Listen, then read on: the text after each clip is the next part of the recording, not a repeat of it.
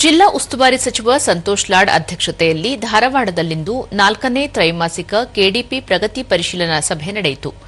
ಈ ವೇಳೆ ಶಾಸಕ ಮಹೇಶ್ ತೆಂಗಿನಕಾಯಿ, ಮಹಾನಗರ ಪೊಲೀಸ್ ಆಯುಕ್ತ ಎನ್ ಶಶಿಕುಮಾರ್, ಜಿಲ್ಲಾ ಪೊಲೀಸ್ ವರಿಷ್ಠಾಧಿಕಾರಿ ಗುಂಜನ್ ಆರ್ಯ ಸೇರಿದಂತೆ ವಿವಿಧ ಇಲಾಖೆಯ ಜಿಲ್ಲಾ ಮಟ್ಟದ ಅಧಿಕಾರಿಗಳು ಉಪಸ್ಥಿತರಿದ್ದರು.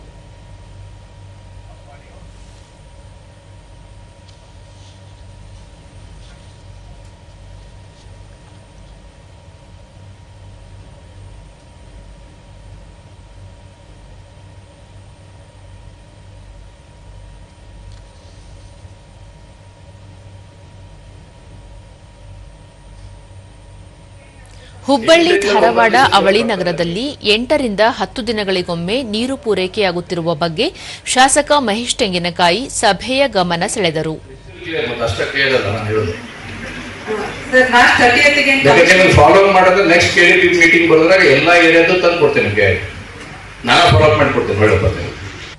ಫ್ಲಶಿಂಗ್ ಅಲ್ಲಿ ಅದು ಪ್ರಾಬ್ಲಮ್ ಆಯ್ತು. ಬಟ್ ಆಫ್ಟರ್ 20th ಇಂದ ಏಪ್ರಿಲ್ 20th ಇಂದ ಇಂಪ್ರೂವ್ ಆಗಿದೆ ಸರ್ ಸಪ್ಲೈ.